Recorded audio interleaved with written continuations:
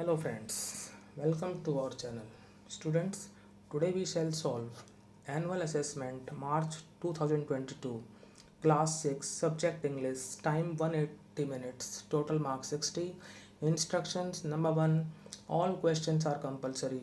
Number 2, the question paper is divided into 5 parts A, B, C, D, E according to the form of questions. Part A MCQ. Part A MCQ में 12 MCQ हैं 1 to 12. Choose and right the correct answer. Each question carries 1 mark.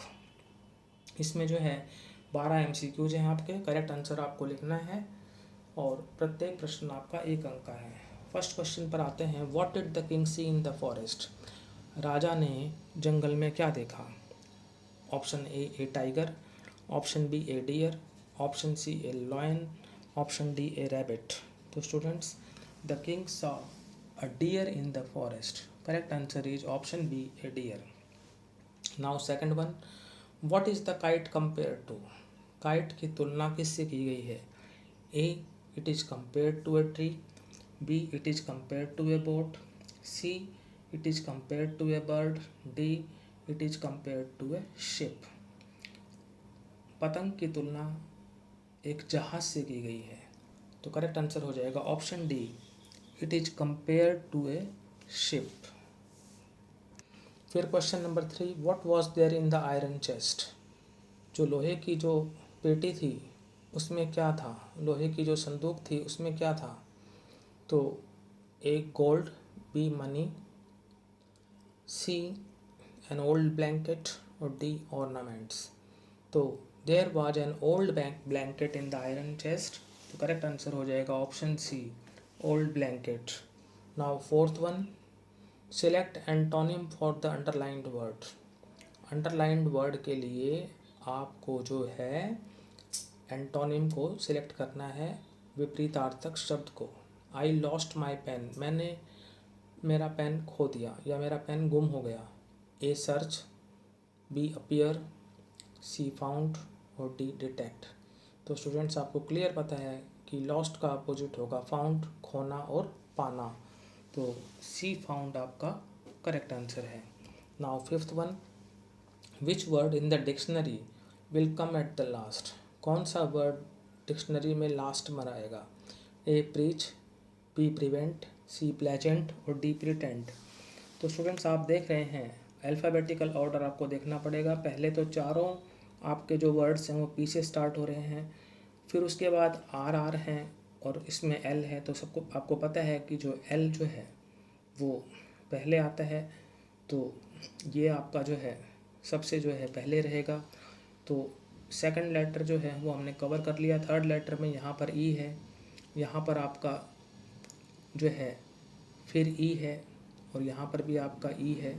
तो अभी हमें जो है यहाँ नहीं पता लगा कि इसके बाद कौन सा आएगा. तो उसके बाद आता है आपका ए. तो आप देख सकते हैं कि ये सेकंड नंबर पे आएगा क्योंकि ए आ गया. फिर उसके बाद आपको पता है कि वी से पहले टी आता है, तो ये थर्ड नंबर पे आएगा और वी जो है फिर फोर्थ पे चला जाएगा. तो आपका जो करेक्ट आंसर बनेगा प्रिवेंट. तो प्रिवेंट जो है वर्ड वो डिक्शनरी में लास्ट पर आएगा इन चारों में से. Which word in the dictionary will come at the last? Prevent word in the dictionary will come at the last. इसके बाद हु वाज रानी मृगनयनी? रानी मृगनयनी कौन थी? Option A great dancer, option B a great musician, option C a queen, option D a teacher. तो रानी मृगनयनी एक महान संगीतज्ञ थी, एक ग्रेट म्यूजिशियन थी. ऑप्शन बी आपका सही है. Now seventh one, who want to become a seed collector? Seed collector कौन बनना चाहता था? A Radha, B Sarabjit, C Rohit और डी नासिर. तो स्टूडेंट्स, यहाँ पर आपका करेक्ट आंसर है option D, Nasir. Nasir want to become a seed collector. Now question 8, what was the hawker selling? Hawker क्या बेच रहा था? A toys, B glasses, C watches, D bangles. तो स्टूडेंट्स, यहाँ पर करेक्ट आंसर होगा आपका option D bangles. The hawker was selling bangles. Now question 9. What did the little boy get the second time? Little boy को दूसरी बार क्या मिला? ए कॉम्ब, कंघा, बी ए फाउंटेन पेन, एक शाही का pen, C a wrist watch, एक कलाई घड़ी, और डी ए टेबल लैम्प, एक टेबल लैम्प. तो students, the little boy got a fountain pen the second time. तो ए फाउंटेन पेन आपका सही है. Now question 10. What was the aim of Miss Beam school? Miss Beam के school का क्या aim था, क्या लक्ष्य था?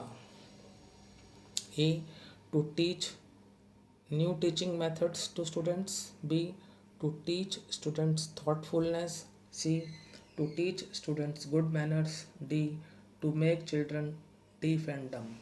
So students, the aim of Miss Beam School was to teach students thoughtfulness. B option is correct. Now question 11. Why has sleep been called a wonder? Sleep को एक आश्चर्य क्यों कहा गया है? A. Because we become free from doing any work. B. Because we can rest properly. C. Because we recover from tiredness. D. Because we recover from illness. तो student, sleep को wonder इसलिए कहा गया है क्योंकि हम थकान से रिकवर कर लेते हैं. Because we recover from tiredness. Option C correct है. Now question 12. Change the voice of the following sentence. I am eating a mango. यहाँ पर इस सेंटेंस की आपको वॉइस चेंज करनी है. आई एम ईटिंग अ मैंगो ये आपका एक्टिव वॉइस में है और प्रेजेंट कंटिन्यूस टेंस है. तो ऑप्शन देख लेते हैं. A mango is eaten by me. B a mango being eaten by me. C a mango is being eaten by me. D a mango is been eaten by me.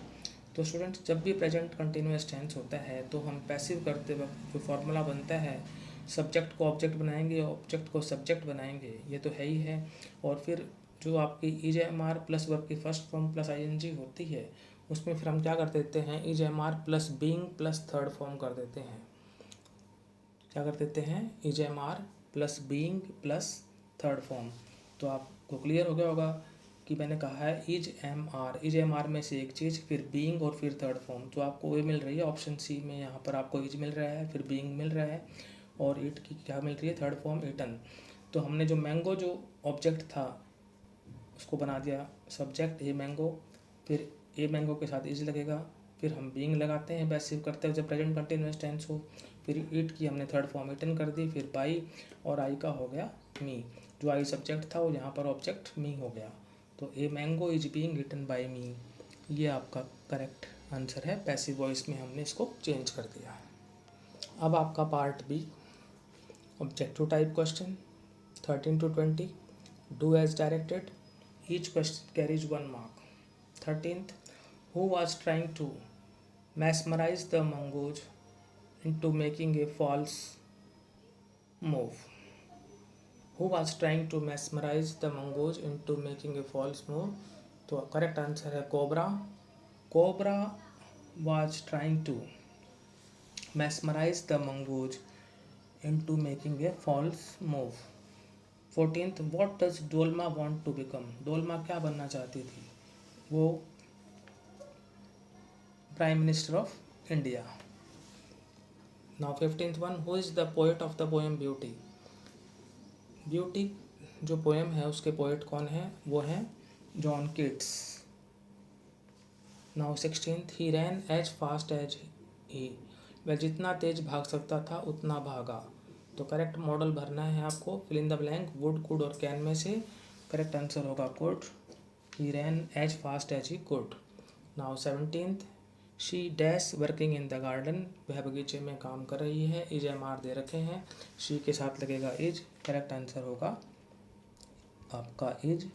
Present continuous tense हो गया कि वह बगीचे में काम कर रही है. Now 18th one. Rohit is dash unique boy. तो वैसे यूनिक जो है आपका यू से स्टार्ट हो रहा है, वोवेल है, लेकिन वोवेल साउंड नहीं है, इसलिए हम एन नहीं लगाएंगे, हम ए लगाएंगे. यूनिक से पहले ए लगता है क्योंकि वोवेल साउंड ना होने की वजह से. साउंड क्या आ रही है, कंसोनेंट साउंड. भले ही यू वोवेल है। तो Rohit is a unique boy. Now 19th one, most snakes cannot hear but they can feel vibrations through the ground. अधिकतर स्नेक्स जो है सुन नहीं सकते, लेकिन वे ग्राउंड के माध्यम से वो वाइब्रेशंस को फील कर सकते हैं। ये आपका कथन सही है, ट्रू है।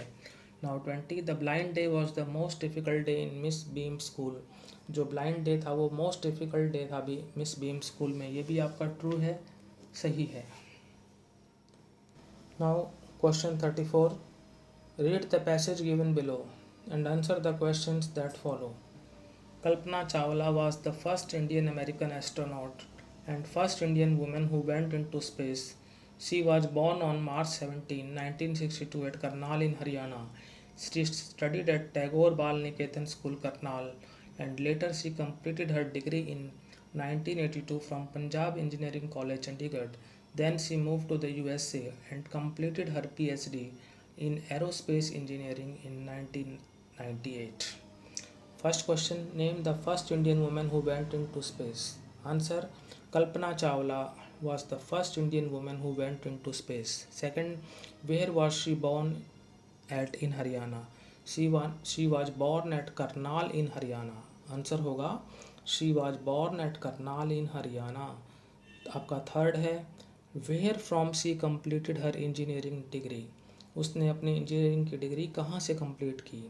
She completed her engineering degree from Punjab Engineering College, Chandigarh. Now, fourth one, why did she move to the USA? She moved to the USA to complete her PhD in aerospace engineering. वो USA क्यों गई? वो USA गई ताकि वो aerospace engineering में अपनी PhD को कंप्लीट कर सके। Now fifth one, the opposite antonym of completed is. And completed का एंटोनिम बताना है, विपरीतार्थक, वो होगा अनफिनिश्ड, जो कि पूर्ण ना हो, अपूर्ण हो, अधूरा हो, तो एंटोनिम हो जाएगा अनफिनिश्ड। तो स्टूडेंट्स, आज हमने एनुअल असेसमेंट मार्च 2022 क्लास 6 सब्जेक्ट इंग्लिश को सॉल्व किया। यदि आपको वीडियो अच्छा लगा तो इसे लाइक करें, शेयर करें और हमारे चैनल को सब्सक्राइब करें। Thank you.